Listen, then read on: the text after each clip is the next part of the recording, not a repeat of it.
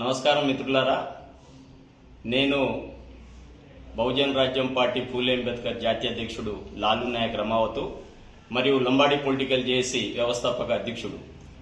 So ఇవాళ మనం ఈరోజు ప్రధానంగా చర్చ చేసుకోవాల్సిన అవసరం ఏముందంటే, లంబాడీలలో వర్గీకరణ, ఈడ ఎస్సీ వర్గీకరణ ఎట్లయితే జరిగిందో లంబాడీ జాతిలో అన్నా కానీ, గిరిజన జాతులు అన్నా కానీ, ఆదివాసుల జాతులు అన్నా కానీ, ఏదైనా ఆదివాసుల జాతులలో కానీ కుల వర్గీకరణ అనేది జరగాల. ఏబిసిడి వర్గీకరణ ఎట్లయితే ఎస్సీ సామాజిక వర్గంలో జరిగిందో ఈ విధంగానే మన జాతిలో కూడా వర్గీకరణ జరిగితేనే కానీ అప్పటికి అందరికీ సామాజిక న్యాయం అనేది కంపల్సరీగా వస్తుంది. కాబట్టి ఎవరి జనాభా ఎంతనో వాళ్ళ వాటా ఆ విధంగా ప్రభుత్వంతో ఏదైతే వసూలుబాటు అవుతుందో వాళ్ళు కంపల్సరీగా వర్తిస్తుంది. సో మేమనేది ఏంటంటే, ఇదే విధంగా వర్గీకరణతో సహా మన జాతిలో ఉన్న వాళ్లకు క్రిమిలేయర్ కూడా వర్తించాలని చెప్పి, ఈ భారతదేశంలో ఒక స్థాయికి పోయిన వాళ్ళు కంపల్సరీగా కింది స్థాయికి వచ్చేసి మళ్ళా క్యాస్ట్ సర్టిఫికేట్ మీద ఎంప్లాయ్మెంట్ కానీ, ఎడ్యుకేషన్ కానీ, తర్వాత రాజకీయం కానీ, ఇవన్నీ కూడా కొంతమందికే అందుతుంది. కాబట్టి ఆ ఫలాలు ఈ టైంలో వర్గీకరణ, ఎస్సీ వర్గీకరణ ఏ విధంగా జరిగిందో ఎస్టీలో కూడా వర్గీకరణ జరిగితే ఎవరి జనాభా దామాష ప్రకారం వాళ్ళ వాటా వస్తుంది. కాబట్టి ఖచ్చితంగా ఈ రోజున వర్గీకరణకు కంపల్సరీగా జరగాల.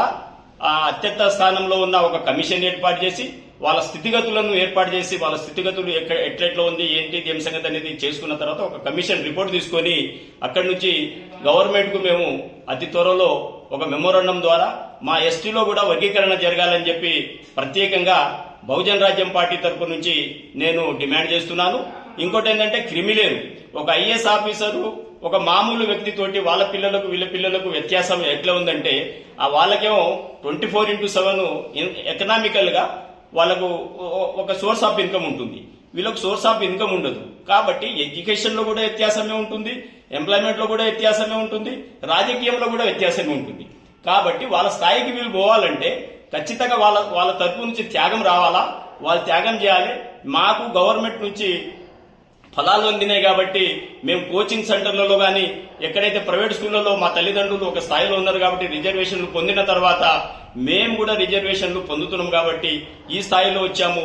మేము గిట్ట త్యాగం చేస్తే వాళ్ళు కూడా మా స్థాయి వరకు వస్తారని నమ్మకము మాకుందని చెప్పి వాళ్ళు అక్కడ ప్రధానంగా ఐఏఎస్లు కానీ, ఐపీఎస్లు కానీ, గ్రూప్ 1 ఆఫీసర్లు కానీ, ప్రతి ఒక్క రాజకీయ పార్టీలో ఉన్న రాజకీయ నాయకులు 2 టైమ్స్ ఎమ్మెల్యే అయినా కానీ, ఎంపీ అయినా కానీ, మినిస్టర్లు అయినా కానీ, వాళ్ళ దగ్గర నుంచి ఈ రాజకీయ ఎప్పటికీ కూడా రాజకీయం అనేది ఎప్పటికి కూడా శాశ్వతం కాదు. కాకపోతే అవకాశాలు అనేది కంపల్సరీగా వివిధ పార్టీలో ఉన్న లంబాడీ సోదరులు కానీ, గిరిజన సోదరులు కానీ 2 టైమ్స్ అవకాశాలు ఇచ్చిన తర్వాత రెండో వాడి కూడా అవకాశాలు ఇవ్వాలని చెప్పి అన్ని పార్టీలో ఉన్న రాజకీయ నాయకులకు అవకాశం కల్పించాలని చెప్పి, తర్వాత లంబాడి పొలిటికల్ జేఏసీ నుంచి కూడా చైతన్యం తీసుకురావాలని చెప్పి నేను కూడా ఒక పార్టీని పెట్టి బహుజన్ రాజ్య పార్టీ పూలే అంబేద్కర్ వ్యవస్థాపక అధ్యక్షుడిని కొంతమందిని తయారు చేస్తున్నాము. రాజకీయ చైతన్యం అనేది కంపల్సరీగా రావాలి. రాజకీయంతో చైతన్యంతో ఈ వ్యవస్థ మారుతుంది. కాబట్టి చట్టాలు తీసుకువస్తే ఎప్పటికైనా చట్టాలతోటే వస్తుంది, కానీ ఒక వ్యక్తి మాట్లాడడం వల్లనో ఒక పార్టీ మాట్లాడడం వల్లనో కాదు. కాబట్టి ఈ ఎస్సీ వర్గీకరణను ఎగ్జాంపుల్ గా తీసుకొని, ఈడబ్ల్యూఎస్ క్రిమిలేర్ను ఎగ్జాంపుల్ తీసుకొని, లంబాడీలో దాంట్లో కూడా, గిరిజనుల దాంట్లో కూడా, ఆదివాసుల దాంట్లో కూడా క్రిమిలేర్ పెట్టాలా. కంపల్సరీగా 2 టైమ్స్ రాజ్యసభకు, ఎంపీకి, మినిస్టర్ అయిన తర్వాత రెండోసారి కూడా వాళ్ళకి అవకాశం రాకుండా అంటే కొంతమందికి అవకాశాలు ఇవ్వాలని చెప్పి దీనికి మేము ప్రధానంగా డిమాండ్ చేస్తున్నాము. రాబోయే రోజులలో అన్ని కుల సంఘాలను పిలిపించి, తర్వాత రిటైర్మెంట్ ఎంప్లాయీస్ ఉన్న వాళ్ళని అందరినీ పిలిపించి ఒక రౌండ్ టేబుల్ సమావేశానికి ఏర్పాటు చేస్తున్నాము. అతి త్వరలో లంబాడి పొలిటికల్ చేసి దీనికి లీడింగ్ తీసుకుంటుంది. అన్ని కుల సంఘాలను పిలిపించుకొని రౌండ్ టేబుల్ సమావేశంలో చర్చ చేస్తామని చెప్పి కొంతమంది తోటి ఈ మధ్య కాలంలో నేను ఎస్సీ వర్గీకరణ ఎప్పుడైతే అయిందో అప్పటి నుంచి నేను స్టార్ట్ కూడా చేశాను. కొంతమంది మిత్రులతోటి కలుస్తున్నాను, వాళ్ళతోటి చర్చిస్తున్నాను. ఇలా బీసీ కానీ, ఎస్సీ కానీ సోదరులందరూ కూడా మీ వర్గీకరణకు, మీ క్రిమిలేర్కు మేము సపోర్ట్ ఇస్తామని అంటున్నారు. కాబట్టి అందరినీ కలుపుకొని దేశవ్యాప్తంగా, రాష్ట్ర వ్యాప్తంగా ఒక మెమోరాండం తయారు చేసేసి, అదేవిధంగా భారతదేశంలో బంజారాలకు ఒకటే లిపి, మాకు చాలా కష్టకాలాలు ఉన్నాయి. లంబాడీస్కు 4 భాషలు నేర్చుకుంటున్నాం మేము. ఎందుకంటే మా భాష నేర్చుకోవాలి, తెలుగు భాష నేర్చుకోవాలి, హిందీ భాష నేర్చుకోవాలి, ఇంగ్లీష్ భాష నేర్చుకోవాలి. కాబట్టి ఈ సామాజిక వర్గాలకు లిపి లేదు. దాదాపు ఈ తెలంగాణలో 50 లక్షల మంది జనాభా ఉన్న కలిగిన వాళ్లకు అసలు లిపి భాషనే లేదు. ఏ రాజకీయ నాయకులు కూడా గతం నుంచి ఏ పార్టీ కూడా పట్టించుకోలేదు.